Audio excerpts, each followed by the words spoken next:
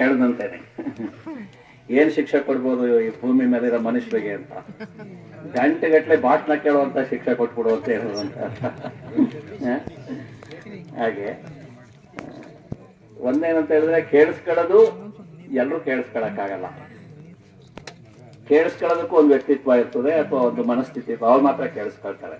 ಬಹುಶಃ ಇಷ್ಟು ಮಾತಾಡಿದ್ರೆ ಬೇರೆ ಜನ ಕೂತಿರಕ್ಕೆ ಗೊತ್ತಿರ್ಲಿಲ್ಲ.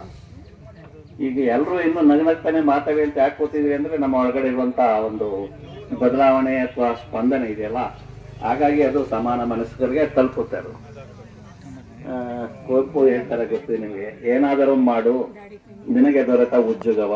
ಉದ್ಯೋಗ ಅಂದ್ರೆ ಕೆಲಸ. ಏನಾದರೂ ಮಾಡು ನಿನಗೆ ದೊರೆತ ಉದ್ಯೋಗವ, ನಾನೇನು ಹುದುಕಡ್ಡಿ ಎಂಬ ನುಡಿಬೇಡ. ನೋಡಿ ಎಷ್ಟು ಸರಳ, ಸುಂದರ ಮತ್ತೆ ಅದ್ಭುತ. ನಾವೆಷ್ಟೋ ಸಲ ಅನ್ಕೋತೀವಿ, ಅಯ್ಯೋ ನಾನು ಏನ್ ಮಾಡಕ್ಕಾಗೋದು, 10 ಎಕರೆ 1 ಎಕರೆ ಜಮೀನು ಅದ, ಏನು ಓದಿಲ್ಲ, ನನಗೇನು ಗೊತ್ತಿಲ್ಲ ಅಂತ ಹೇಳ್ಕೊಂಡು. ಆದ್ರೆ ನಾವು ಮಾಡ್ತಾ ಇರೋ ಕೆಲಸ, ನಮ್ಮ ಜೀವನ ಶೈಲಿ, ನಮ್ಮ ಆಲೋಚನೆ ದೊಡ್ಡ ದೊಡ್ಡ ಪದವಿ ಪಡೆದವರೆಗೂ ಇರೋದಿಲ್ಲ. Education is not for employment, it is for empowerment ಅಂತಾರೆ. ನಮ್ಮ ಶಿಕ್ಷಣ ನಮಗೆ ಕೆಲಸಕ್ಕೆ ಸೇರ್ಕೊಳ್ಳೋಕ್ಕಲ್ಲ ಶಿಕ್ಷಣ ಕೊಡೋದು, ಮನುಷ್ಯನಾಗಿ ಬಾಳೋದಕ್ಕೆ, ಮನುಷ್ಯತ್ವವನ್ನು ಅರ್ಥ ಮಾಡ್ಕೊಳ್ಳೋದಕ್ಕೆ, ಮನುಷ್ಯನಾಗಿ ಹೇಗೆ ಜೀವನ ಮಾಡ್ಬೋದು ಅನ್ನೋದನ್ನ ನೋಡೋದಕ್ಕೆ ಶಿಕ್ಷಣ ಕೊಡೋದು. ಆದ್ರೆ ದುರಾದೃಷ್ಟವಶಾತ್ ನಾವೇನ್ ಮಾಡ್ತೀವಿ ಅಂತ ಹೇಳಿದ್ರೆ, ಎಜುಕೇಶನ್ ಅಂದ ತಕ್ಷಣ ಎಲ್ಲ ಹೇಳ್ಬಿಟ್ಟು ಹೋಗ್ತೀವಿ. ನಾನು ಯಾಕೆ ಇದೆಲ್ಲ ಹೇಳ್ತಾ ಇದ್ದೀನಿ ಅಂತ ಹೇಳಿದ್ರೆ, ಈಗ ಜಗತ್ತು ಅಂತ ಒಂದು ಸಂದಿಗ್ಧ ಸ್ಥಿತಿಲಿದೆ. ಮೊನ್ನೆ ನಾನು ಒಂದು ರಿಪೋರ್ಟ್ ಓದ್ತಾ ಇದ್ದೆ, ಈ climate change report, vulnerability report ಅಂತ ಮಾಡಿದ್ದಾರೆ. ಆ ವಲ್ನರಬಿಲಿಟಿ ರಿಪೋರ್ಟ್ ಅಂತ ಹೇಳಿದ್ರೆ, ಮುಂದೆ 5, 10, 20 ವರ್ಷಗಳಲ್ಲಿ ತುಂಬಾ ಸಂಕಷ್ಟಕ್ಕೊಳಗಾಗಬಹುದಾದಂತ ಅಥವಾ ಆಗ್ಬಹುದಂತ ಅನಾಹುತಗಳು ಏನಿದೆ ಅನ್ನೋದನ್ನ ಅಲ್ಲಿ ಬರೆದಿದ್ದಾರೆ. ಅದರಲ್ಲಿ ಮುಂದಿನ 10 ವರ್ಷಗಳಲ್ಲಿ ಅತ್ಯಂತ ಸಂಕಷ್ಟಕ್ಕೊಳಗಾಗೋ ದೇಶಗಳಲ್ಲಿ, ಪ್ರಪಂಚದಲ್ಲಿ ಸಂಕಷ್ಟಕ್ಕೊಳಗಾಗೋ ದೇಶದಲ್ಲಿ ಭಾರತ ಅತ್ಯಂತ ಪ್ರಮುಖ ಸ್ಥಾನದಲ್ಲಿದೆ, ಮೊದಲನೇ ಸ್ಥಾನದಲ್ಲಿದೆ.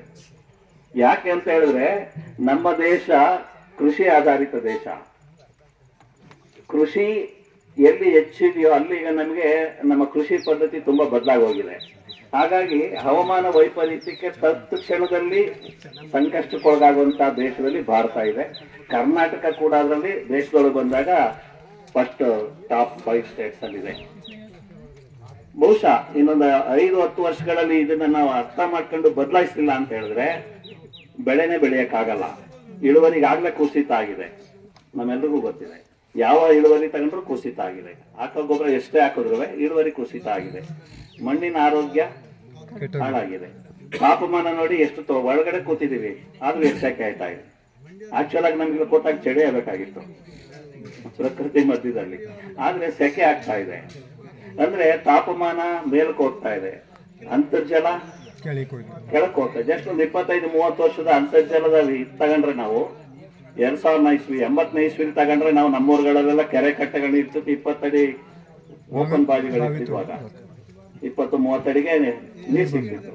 2000 ಇಸ್ವಿನಾலும் ಪರವಾಗಿಲ್ಲ. ಅಲ್ಲಿಂದ ಈಚೆಗೆ ಬಂದ್ರೆ ನೀವು 2010, 2020, ಈಗ 2030ಕ್ಕೆ ಹೋಗೋಕ್ಕೆ ಎಷ್ಟೋ ಕಡೆಗೆ ಆಲೆ 1,000 ಅಡಿಗೆ ಹೋಗ್ತಾ ಇದೆ. 2040, 2050ಕ್ಕೆ ಏನಾಗ್ಬೋದು ಅಲ್ವಾ? ಅಂದ್ರೆ ಈ ತರದ್ದೆಲ್ಲ. ಮತ್ತೆ ಜಾನುವಾರುಗಳು ನಮ್ಮ ಪ್ರಕೃತಿಯ ಮಧ್ಯದ ರಾಯಭಾರಿಗಳು ಅಂತ ಹೇಳ್ತೀವಿ ನಾವು. ಜಾನುವಾರುಗಳು ಇಲ್ವೇ ಇಲ್ಲ ಈಗ, ಆ ವೈವಿಧ್ಯತೆನೇ ಇಲ್ಲ ಅಲ್ವಾ? ಅಂತ ಹೇಳಿದ್ರೆ ಯಾಕೆ ಇದು ಮತ್ತೆ ಬದಲಾಗ್ಬೇಕು ಅಂತ ಹೇಳಿದ್ರೆ, ಅಥವಾ ಯಾವ್ದೇ ಆಗ್ಲಿ, ಈಗ ಮನುಷ್ಯನಿಗೆ ನೋಡಿ ಯಾಕೆ ನಾವು ಹೆಚ್ಚು ಈ ಕಡೆಗೆ ಬಂದಿವಿ ಅಂತ ಹೇಳಿದ್ರೆ, ಮೊದಲೆಲ್ಲ ಆಹಾರನೇ ಒಂದು ಕರೆನ್ಸಿ ಆಗಿತ್ತು. ನಮ್ಮೂರಲ್ಲಿ ಸರ್ ನಾವು ಸಣ್ಣವರಿದ್ದಾಗ ಗೆಣಸವನ್ನೆಲ್ಲ ತುಂಬ್ಕೊಂಬರೋರು, ಏನೋ ಅಕ್ಕಿ ಕೊಡೋದು ಅಥವಾ ಈರುಳ್ಳಿ ಕೊಡೋದು, ಅಥವಾ ಈರುಳ್ಳಿ ತುಂಬ್ಕೊಂಬರೋರು ರಾಗಿ ಕೊಟ್ಬಿಟ್ಟು ಈರುಳ್ಳಿ ಇಸ್ಕೊಳ್ಳೋದು, ಭತ್ತ ಕೊಟ್ಬಿಟ್ಟು ಗೆಣಸು ತಗೊಳ್ಳೋದು, ಅದು ಕರೆನ್ಸಿ ಆಗಿತ್ತು ಅಲ್ವಾ? ಬರ್ತಾ ಈಗ ಹಣಕ್ಕೆ ಪ್ರಾಮುಖ್ಯತೆ ಬಂತು, ಎಲ್ಲ ಅದು ಕರೆನ್ಸಿ ಆಗಿ ಬಂತು. ಹಂಗಾಗಿ ನಮ್ಮ ಈ ಸಂಸ್ಕೃತಿ ಹೋಯ್ತು. ಈಗ ಯಾವ ಕರೆನ್ಸಿ? ಈಗ ಎಲ್ಲ ಮೊಬೈಲ್ ಕರೆನ್ಸಿ ಬಂದಿದೆ ಈಗ ಅಲ್ವಾ? ಈಗ ಹಣಕ್ಕೆ ಏನು ಇದಿಲ್ಲ, ಈಗ ಈ ಟ್ರಾನ್ಸ್ಫರ್ ಬಹುಶಃ ಇನ್ನೊಂದು 10 ವರ್ಷಕ್ಕೆ ಮತ್ತೇನ್ ಬರುತ್ತೋ ಗೊತ್ತಿಲ್ಲ. ಅಂದ್ರೆ ಎಲ್ಲರೂ ಅಲ್ಲಿಗೆ ಕೇಂದ್ರಿತ ಆಗ್ತಾ ಹೋಗ್ತೀವಿ, ಅಲ್ಲಿಗೆ ಪೊಸಿಷನ್ ತಗೋತೀವಿ ನಾವು. ಅದು ಬೇಕು, ದುಡ್ಡು ಬೇಕು, ದುಡ್ಡು ಬೇಕು, ಇದು ಬೇಕು, ಇದು ಬೇಕು ಅಂತೇಳಿ. ಅಂದ್ರೆ ಇಲ್ಲಿ ನಾನು ಹೇಳೋದು ಕೃಷಿ ಆಗ್ಲಿ ಕೈಗಾರಿಕೆ ಆಗ್ಲಿ ಯಾವುದುವೆ ತುಂಬಾ ಸ್ವಾರ್ಥ ಅಥವಾ ಬರೀ ಲಾಭ ಹಣಕ್ಕೆ ಅಂತ ನಾವು ಫೋಕಸ್ ಮಾಡಬಾರ್ದು. ಅದು ಮನುಷ್ಯ ಕುಲಕ್ಕೆ ಸಂಚಕಾರ. ಇವತ್ತು ನಾವು ಉದಾಹರಣೆಗೆ ಕೃಷಿ ನಮಗೆ ತುಂಬಾ ದುಸ್ಥಿತಿ ಹೋಗಿದೆ ಅಂತ ಹೇಳ್ಬಿಟ್ಟು ಮುಂದೆ ಇಟ್ಕೊಂಡು ಎಲ್ಲರೂ ಬರೀ ದುಡ್ಡೇ ಇಟ್ಕೊಂಡು ಯೋಚನೆ ಮಾಡಿದ್ರೆ ನಾಳೆ ನಮ್ಮನ್ನು ಉಳಿದವರೆಲ್ಲ ಬೈತಾರೆ. ಬಡ್ಡಿ ಮಕ್ಕಳು 2 ಎಕರೆ 3 ಎಕರೆ ಜಮೀನು ಇಟ್ಕೊಂಡು ನಮ್ಮ ಜೀವನ ತಿಂತಾರೆ ಅಂತಾರೆ. ಈಗ ನಾವೇನು ಅವ್ರಿಗೆ ಹೇಳ್ತಾ ಇದ್ದೀವೋ? ಅಂದ್ರೆ ನಮ್ಮ ಉದ್ದೇಶ ಏನಂತಾರೆ, ಕೃಷಿ ಸಂಸ್ಕೃತಿನೇ ಅದು. ಮನುಕುಲದ ಉಳಿವಿಗಾಗಿರುವಂತಹ ಒಂದು ವ್ಯವಸ್ಥೆನ ಕಾಪಾಡೋದು ನಾವು ಹೇಳಿದಲ್ಲ ರಾಯಭಾರಿಗಳು ನಾವು. ಆದ್ರೆ ದುರಾದೃಷ್ಟವಶಾತ್ ನಮ್ಮ ಪರಿಕಲ್ಪನೆ ಅರ್ಥ ಮಾಡ್ಕೊಳ್ಳೋದಿದೆಯಲ್ಲ, ಅದು ತುಂಬಾ ಒಂಥರ ಎಲ್ಲ ಹಣದ ಕೇಂದ್ರೀಕೃತವಾಗಿ ಯೋಚನೆ ಮಾಡ್ತೀವಿ. ಬೇಕು ಹಣ, ಯಾಕಂದ್ರೆ ಈಗ ಆಗಿರೋದ್ರಿಂದ ಹಣ ಬೇಕು ಅಂತ ಹೇಳ್ತಾ ಇದೀವಿ. ಬಹುಶಃ 10-20 ವರ್ಷ ಅವರೇ ಹಣ ಇಷ್ಟು ಪ್ರಾಮುಖ್ಯತೆ ಪಡೀತೆ ಅಂತ ಗೊತ್ತಿಲ್ಲ. ಈಗಲೇ ಕಡಿಮೆ ಆಗ್ತದೆ ನೋಡಿ. ತುಂಬಾ ಎತ್ತರಕ್ಕೆ ಹೋದವರೆಲ್ಲ ಈಗ ಹಳ್ಳಿ ಹುಡುಕೊಂಬರ್ತಾರೆ. ಯಾಕೆ ಕೃಷಿ ಪ್ರವಾಸೋದ್ಯಮದ ಬಗ್ಗೆ ಮಾತಾಡ್ತೀವಿ. ಈಗ ನಾವು ಹೋಗಿ ಬೆಂಗಳೂರಲ್ಲೋ ಇನ್ನೊಂದಲ್ಲ ITC ದೊಡ್ಡ ಹೋಟ್ಲಲ್ಲಿ ಇರ್ಬೋದಾಗಿತ್ತಲ್ಲ, ಕೃಷಿ ಪ್ರವಾಸೋದ್ಯಮದ ಬಗ್ಗೆ ಯಾಕೆ ಮಾತಾಡ್ತೀವಿ? ಯಾಕೆಂದ್ರೆ ಒಂದು ಹಂತಕ್ಕೆ ತಲುಪಿದ್ಮೇಲೆ ಅವ್ರಿಗೂ ಗೊತ್ತಾಗದೆ ಇಲ್ಲ ಇಲ್ಲೇ ಇರೋದು, ಮಣ್ಣೆಲ್ಲ ಇರೋದು, ನನಗೆ ಋಣ ಗುಣ ಎಲ್ಲ ಅಂತ ಹೇಳಿ ವಾಪಸ್ ಬರ್ತಾರೆ. ಅದಕ್ಕೆ ಹಾಗಾಗಿ ಇಲ್ಲೇನಂತ ಹೇಳಿದ್ರೆ ಇಡೀ ನಾವು ಏನು ಹೇಳಕೊಟ್ಟೆ ಅಂತ ಹೇಳಿದ್ರೆ, ಬಹುಶಃ ನಾವು ಈ ಸುಸ್ಥಿರ ಕೃಷಿ ಅಥವಾ ಸುಸ್ಥಿರ ಅಭಿವೃದ್ಧಿಯ ಪರಿಕಲ್ಪನೆನೇ ನಾವು ಅರ್ಥ ಮಾಡ್ಕೋಬೇಕು.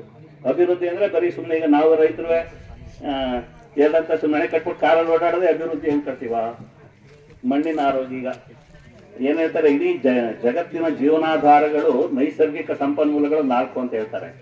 ಒಂದು ಮಣ್ಣು, 2 ನೀರು, 3ನೇದು ಅರಣ್ಯ ಅಥವಾ ಹಸಿರು, 4ನೇದು ಜೀವ ವೈವಿಧ್ಯತೆ ಅಂತ. ಇವು 4 ಇಲ್ಲದೆ ಒಬ್ಬನು ಉಳಿಲಾರ ಒಂದು ದೇಶನೂ ಉಳಿಯಲ್ಲ. ಎಲ್ಲ ಕೈಗಾರಿಕೆಗಳು ಏನೇ ಇರ್ಬೋದು, ಎಲ್ಲದರ ಮೂಲ ಇದೇನೆ. ಮಣ್ಣಿನಿಂದ ಬರುವಂತದ್ದು, ನೀರಿನಿಂದ ಇರುವಂತದ್ದು, ಜೀವ ವೈವಿಧ್ಯತೆಯಿಂದ ಇರುವಂತದ್ದು, ಹಸುರೀಕರಣ. ಇಲ್ಲಿಂದನೇ ಇಡೀ ಎಲ್ಲ ಇಂಡಸ್ಟ್ರಿಗಳಿರ್ಬೋದು, ಆರ್ಥಿಕತೆ ಇರ್ಬೋದು, ನಮ್ಮೂರು ಇರ್ಬೋದು. ನಮ್ಮೂರವರೆಲ್ಲ ಇವತ್ತು ಬೆಂಗಳೂರು ವಲಸೆ ಹೋಯ್ತಾವ್ರಂದ್ರೆ ಇವ್ 4 ಹಿಂದೆ ವರ್ಷ ಅಲ್ಲಿ ಹೋಯ್ತಾವ್ರ.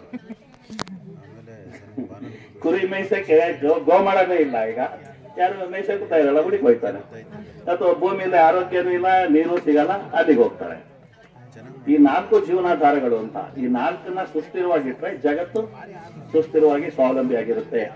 ಈ ತರ ಕೆಲವು ದೃಷ್ಟಿಕೋನಗಳನ್ನ ಇಟ್ಕೊಂಡು ನಾವು ಕೆಲಸ ಮಾಡೋಣ. ಇನ್ನುವೆ ಇದು ಹೇಳಿದ್ಮೇಲೆ ಈಗ ನೀವಿರುವಂತದ್ದು ಒಂಥರ ಎಲ್ಲರೂ ಇಲ್ಲಿ ಇದು ಮಾದರಿಗಳು, ಆದರ್ಶಗಳು ಎಲ್ಲ ಹುಚ್ಚಿಡಿದು ಹೋಗ್ತಾ ಇರುವಾಗ ಅದ್ರ ಮಧ್ಯದಲ್ಲಿ ನಾವು ಒಂಥರ ಮುನಿಗಳ ತರ, ತಪಸ್ವಿಗಳ ತರ ಇಲ್ಲ ಹಿಂಗಿದೆ ಅಂತ ಹೇಳಿ ಹೊರಟಿದ್ದೀವಿ. ನಿಮಗೆ ದೊಡ್ಡ ಅಭಿನಂದನೆಗಳು. ಈ ದಿಕ್ಕಿನಲ್ಲಿ ಇನ್ನೂ ತುಂಬಾ ಕೆಲಸಗಳು ನಾವೆಲ್ಲ ಸೇರಿ ಮಾಡಬೇಕಾಗಿದೆ. ಒಟ್ಟಿಗೆ ಸೇರಿ ಕೆಲಸ ಮಾಡೋಣ. ಒಂದು ಪರ್ಯಾಯವನ್ನ ಸೃಷ್ಟಿ ಮಾಡೋಣ. ಎಲ್ಲವೂ ಪರ್ಯಾಯಗಳು ಆಗ್ಬೇಕೀಗ. ಕೆಟ್ಟೋಗಿದೆ, ಡಿಟಾಕ್ಸಿಕೇಶನ್ ಅಂತೀವಲ್ಲ, ಶುದ್ಧೀಕರಣ ಮಾಡಬೇಕು ಅಂತ. ಹಂಗೆ ನಾವೆಲ್ಲ ಸೇರಿ ಇಡೀ ವ್ಯವಸ್ಥೆನ ಶುದ್ಧೀಕರಣ ಮಾಡಿ ಮತ್ತೆ ಎಲ್ಲರೂ ನಗ್ನಗ್ತಾ ಆರೋಗ್ಯಕರವಾಗಿ ಬದುಕುವಂತ ಒಂದು ವ್ಯವಸ್ಥೆ ಮಾಡೋಣ ಅಂತ ಹೇಳ್ತಾ ನನ್ನ ಮಾತು ಮುಗಿಸ್ತೀನಿ.